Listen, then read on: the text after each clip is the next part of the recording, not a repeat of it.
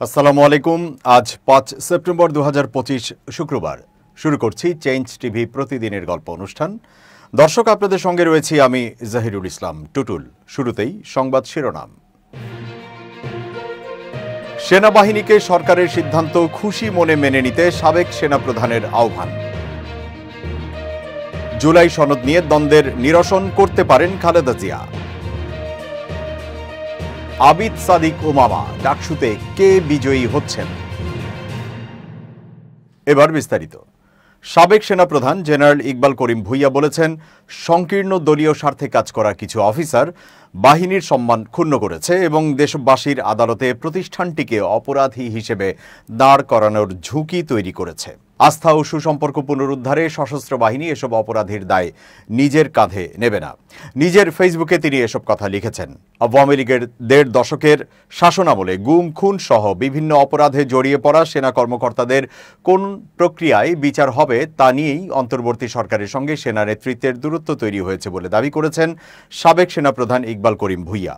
তার ভাষ্যে, অন্তর্বর্তী সরকার ও সেনা নেতৃত্বের দূরত্বের প্রধান কারণ হল দীর্ঘ 15 বছরের ফ্যাসিস্ট শাসনামলে সংঘটিত গুম খুন ও দুর্নীতির মতো ভয়ঙ্কর অপরাধে জড়িত সেনা কর্মকর্তাদের বিচার প্রক্রিয়া নিয়ে মতপার্থক্য।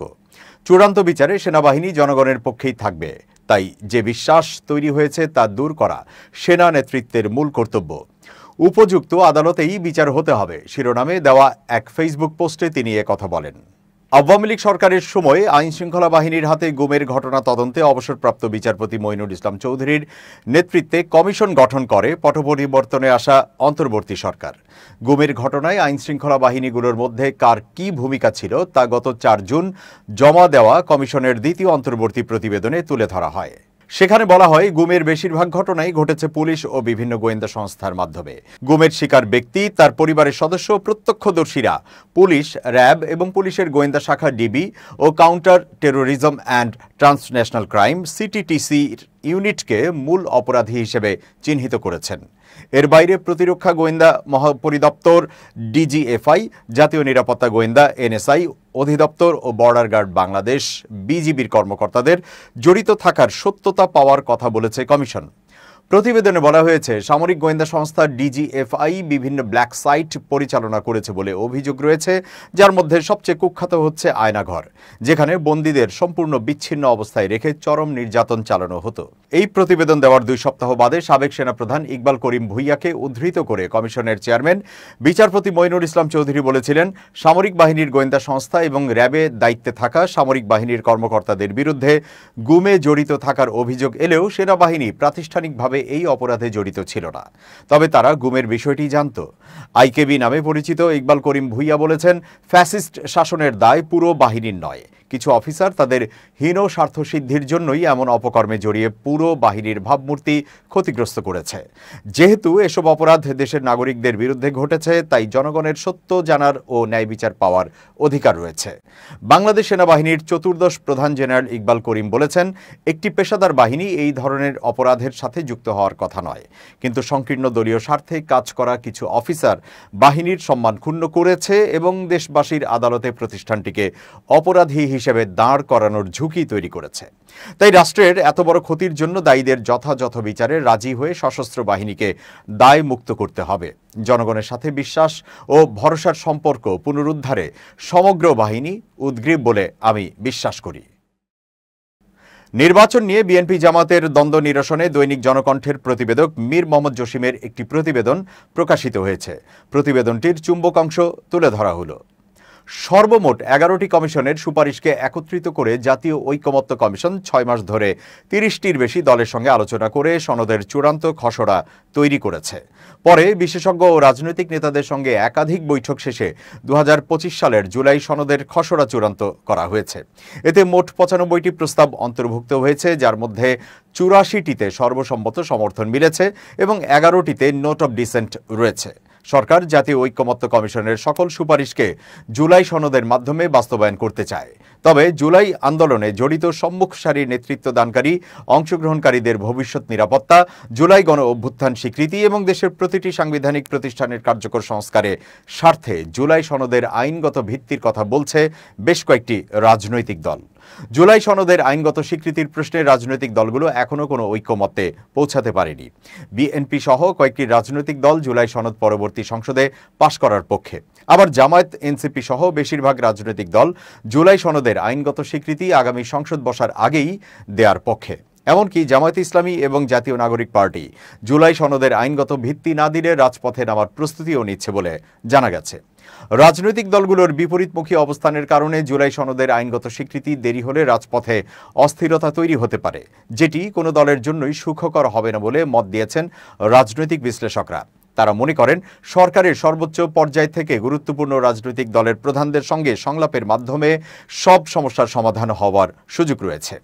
রাজনৈতিক বিশ্লেষকরা বলছেন, সনদ নিয়ে দলগুলোর মধ্যে মতপার্থক্য থাকলেও তারা সনদে স্বাক্ষর করবেন, কিন্তু পরবর্তীতে না মানলে কিছুই করার থাকবে না। তারা মনে করেন জুলাই সনদের চূড়ান্ত রূপের মধ্যেই অনেক রাজনৈতিক সমস্যার সমাধান নিহিত। জুলাই সনদ আইনগত ভিত্তি পেলে সব রাজনৈতিক দল নির্বাচনমুখী হবে বলেও তারা বিশ্বাস করেন। লেখক ও রাজনৈতিক বিশ্লেষক মহিউদ্দিন আহমেদ বলেন, রাজনৈতিক দলগুলোর ঐক্যমত জরুরি। মতপার্থক্য থাকার পরও তারা যদি জুলাই সনদে স্বাক্ষর করতে বাধ্য হয়, তাহলে নির্বাচনের পর এই সনদ গুরুত্ব হারাতে পারে, এমনকি সেটা তখন একটি কাগজে বাঘ হয়ে থাকতে পারে। ঢাকা বিশ্ববিদ্যালয়ের রাষ্ট্রবিজ্ঞান বিভাগের শিক্ষক অধ্যাপক ডক্টর দিল রওশন জিন্নাত আরা নাজনীন বলেন, বিএনপি চেয়ারপারসন বেগম খালেদা জিয়া বর্তমানে জাতীয় ঐক্যের প্রতীক। অন্তর্বর্তীকালীন সরকারের প্রধান অধ্যাপক মোহাম্মদ ইউনূস এবং বিএনপি চেয়ারপারসন বেগম খালেদা জিয়া বৈঠকে বসলে এটি মীমাংসা হয়ে যাবে বলে আমি বিশ্বাস করি। এক্ষেত্রে অন্য দলের শীর্ষ দু একজনকেও রাখা যায়। এদিকে জামাত সহ বেশ কয়েকটি রাজনৈতিক দল মনে করছেন, দেশের এই সংকটময় মুহূর্তে বিএনপি চেয়ারপারসন বেগম খালেদা জিয়ার সঙ্গে বৈঠক খুবই জরুরি। তারা মনে করছেন বেগম খালেদা জিয়ার সঙ্গে বৈঠকের পর অনেক সমস্যার সমাধান হয়ে যাবে। জানা গেছে, গত মঙ্গলবার বিএনপি এবং জামাতের সঙ্গে মন্ত্রীপাড়ায় একটি বৈঠক অনুষ্ঠিত হয়েছে, তবে বৈঠকে তারা কোনো সিদ্ধান্তে পৌঁছাতে পারেনি। সূত্র জানায়, জামায়াত নেতারা বিএনপি চেয়ারপারসন বেগম খালেদা জিয়ার সঙ্গে বৈঠকে খুবই আগ্রহী। সম্প্রতি জামাত সহ 7টি রাজনৈতিক দল জুলাই সনদ ইস্যুতে বৈঠক করেছে। এতে এনসিপি, ইসলামী আন্দোলন, এবি পার্টি, গণ অধিকার পরিষদ এবং খেলাফতের দুই পক্ষ অংশগ্রহণ করেন। তারাও সনদের আইনি ও সাংবিধানিক ভিত্তি চায় এবং জুলাই সনদের অধীনেই নির্বাচন চায়। বর্তমানে অন্তর্বর্তী সরকারের ব্যর্থতার ফলে আওয়ামী লীগের প্রত্যাবর্তন হলেও হতে পারে বলে আশঙ্কা করেছেন বিএনপির সহ আন্তর্জাতিক বিষয়ক সম্পাদক রুমিন ফারহানা। সম্প্রতি একটি বেসরকারি টেলিভিশনের এক আলোচনায় তিনি এই শঙ্কা প্রকাশ করেন। আওয়ামী লীগের কার্যক্রম নিষিদ্ধ হওয়া ও রাজনীতিতে প্রত্যাবর্তন প্রসঙ্গে রুমিন ফারহানা বলেন, আওয়ামী লীগের কার্যক্রম স্থগিত আছে, নিষিদ্ধ না। আওয়ামী লীগের কার্যক্রম স্থগিত আছে এবং এটা একটা সরকারি সিদ্ধান্ত, যে সিদ্ধান্ত সরকার তার নিজস্ব ক্যালকুলেশন থেকে নিয়েছে। সরকার যদি একটা স্মুথ ল্যান্ডিং করতে পারত, বাংলাদেশের যে একটা ঝড়ের মধ্যে দিয়ে বাংলাদেশ গেছে গত 15 বছর এবং আরও ভয়ানক পরিস্থিতি হয়েছে গত 24 সালের আগস্ট এবং জুলাই মাসে, তারপর যদি একটা বছরে গভর্নমেন্ট একটা মোটামুটি স্মুথ ল্যান্ডিংয়ে বাংলাদেশকে নিতে পারত, তাহলে আওয়ামী লীগের রাজনীতিতে ফিরে আসা কঠিন ছিল। আজকে আওয়ামী লীগের যে মিছিল আপনারা বনানী বা ধানমন্ডিতে দেখছেন, আওয়ামী লীগের সভানেত্রীর যে টেলিফোন কনভারসেশনগুলো আমরা ভাইরাল হতে দেখছি, তার একটাও হতে পারত না। আওয়ামী লীগকে ক্ষমা চেয়েই বাংলাদেশের রাজনীতিতে আসতে হতো। কিন্তু আমি কিছুদিন আগে দেখছিলাম একটা বিদেশি চ্যানেলে আওয়ামী লীগের একজন খুব প্রমিনেন্ট নেতা প্রশ্ন করছেন যে আওয়ামী লীগ যা যা করেছেন, এবং উনি একটা একটা করে উদাহরণ দিয়ে দেখাচ্ছিলেন। সেই একই ঘটনা যদি আমরা 24-এর পরেও বাংলাদেশে ঘটতে দেখি, আমরা যদি গত 1 বছরে একই ঘটনা বিভিন্ন ফর্মে বিভিন্ন প্রক্রিয়ায় একই ঘটনা ঘটতে দেখি, তাহলে আপনারা আওয়ামী লীগের সমালোচনা কেন করেছিলেন? আমার কাছে মনে হয়েছে যে আপনি যদি আপনার কার্যক্রমের মধ্য দিয়ে আপনাকে শ্রেষ্ঠতর প্রমাণ করতে না পারেন, তাহলে আওয়ামী লীগের ফিরে আসা আপনি কোনোভাবে ঠেকাতে পারবেন না। অসুস্থতার পর প্রায় দীর্ঘ 1.5 মাস পর জনসম্মুখে এসে কথা বলেছেন বাংলাদেশ জামায়াতে ইসলামীর আমির ডাক্তার শফিকুর রহমান।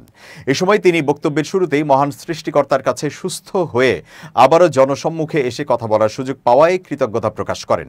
শুক্রবার সকালে ঢাকা 10 আসনের কাফরুল দক্ষিণ থানার উদ্যোগে আয়োজিত ফ্রি মেডিকেল ক্যাম্পে প্রধান অতিথি হিসেবে উপস্থিত হন বাংলাদেশ জামায়াতে ইসলামীর আমির ডাক্তার শফিকুর রহমান। এ সময় তিনি বলেন, দীর্ঘ 1 মাসের বেশি সময় পর মিডিয়ার সামনে দাঁড়ানোর সক্ষমতা আল্লাহ আমাকে দিয়েছেন। দিয়েছেন। এই জন্য মহান সৃষ্টিকর্তার কাছে কৃতজ্ঞতা আদায় করছি। নিজের অসুস্থতার ঘটনার কথা উল্লেখ করে তিনি আরও বলেন, সমাবেশের দিন আমি যখন পড়ে যাই তখন দেশের মানুষ টিভি স্ক্রিন কিংবা হাতে মোবাইলের মাধ্যমে তা দেখেছিলেন। তাদের মধ্যে ইউনাইটেড হসপিটালের খ্যাতিমান হৃদরোগ বিশেষজ্ঞ অধ্যাপক ডাক্তার মনিরুজ্জামানও ছিলেন। তিনি তখনই আশঙ্কা প্রকাশ করেন, আমার সমস্যাটা মস্তিষ্কজনিত নয়, বরং হৃদযন্ত্রে হতে পারে। পরবর্তীতে তার আহ্বানে আমি চিকিৎসা নেই। ডাক্তার শফিকুর রহমান জানান, তার স্বাস্থ্য পরিস্থিতি নিয়ে 22 জন বিশেষজ্ঞ চিকিৎসকের সমন্বয়ে একটি মেডিকেল বোর্ড গঠিত হয়। তারা হৃদযন্ত্রে ব্লক শনাক্ত করেন এবং ঝুঁকি বিবেচনায় তাকে দেশের বাইরে চিকিৎসা নেওয়ার পরামর্শ দেন।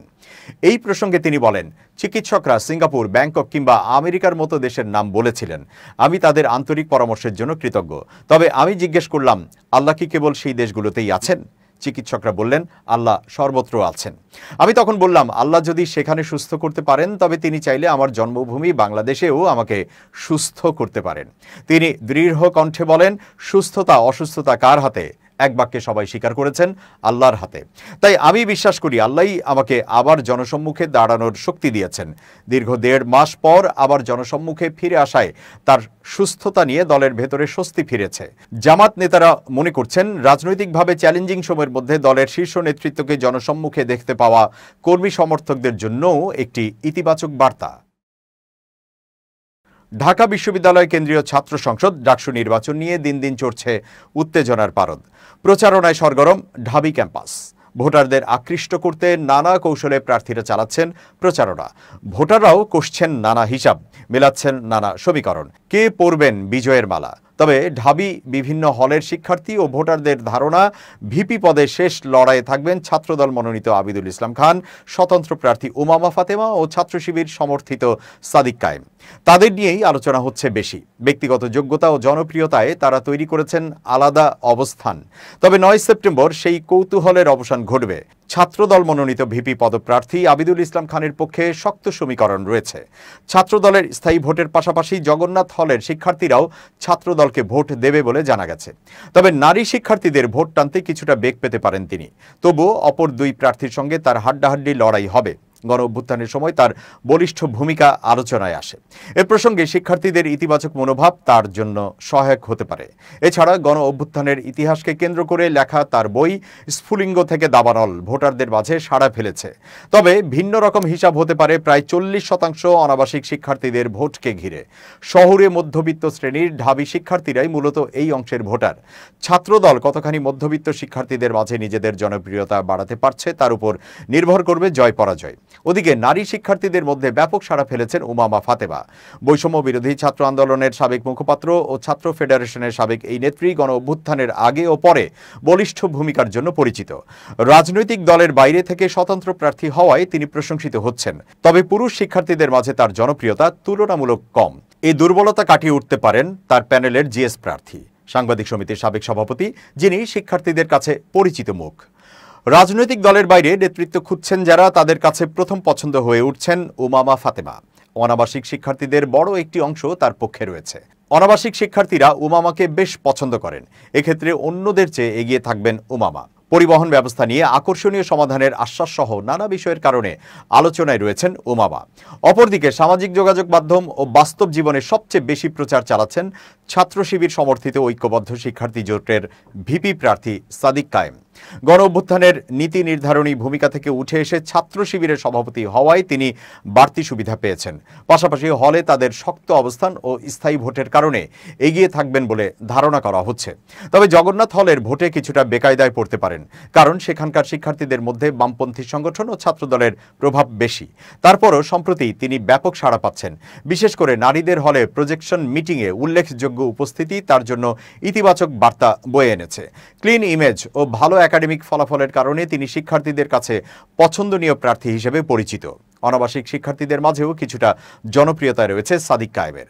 তবে ছাত্র শিবিরের সাংগঠনিক জনশক্তি এসব শিক্ষার্থীদের মাঝে কতখানি রয়েছে তাও একটি বড় বিষয়। তবে পরিবহন ব্যবস্থা নিয়ে আকর্ষণীয় সমাধান প্রদান ও সত্যি এসব সমাধান কার্যকর করবেন এমন বিশ্বাস তৈরি করতে পারলে অনেকখানি এগিয়ে থাকবেন সাদিক। যদিও বিভিন্ন সময় সাদিক দাবি করেছেন অনাবাসিক শিক্ষার্থীদের মাঝে ছাত্র শিবিরের জনপ্রিয়তা ব্যাপক। এবার খুব জরুরি 1 মিনিট জানাচ্ছেন ইউনেস্কো ক্লাব পুরস্কার বিজয়ী সাংবাদিক আমিরুল মোমিনিন মানিক। খুব জরুরি 1 মিনিটে প্রত্যেককে আমন্ত্রণ।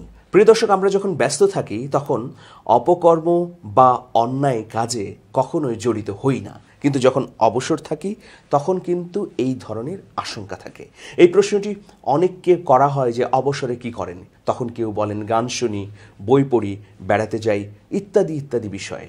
কিন্তু দেখুন, অবসরে করা কাজটির মধ্য দিয়েই কিন্তু অপরাধ প্রবণতার ঘুণ পোকা আমাদের মাথায় চেপে বসে।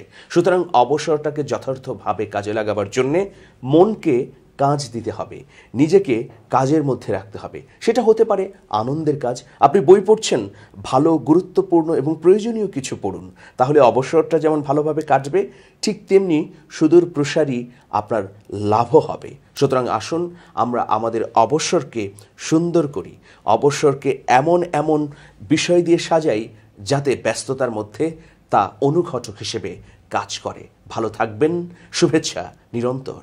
এবার দেশের বাইরের খবর।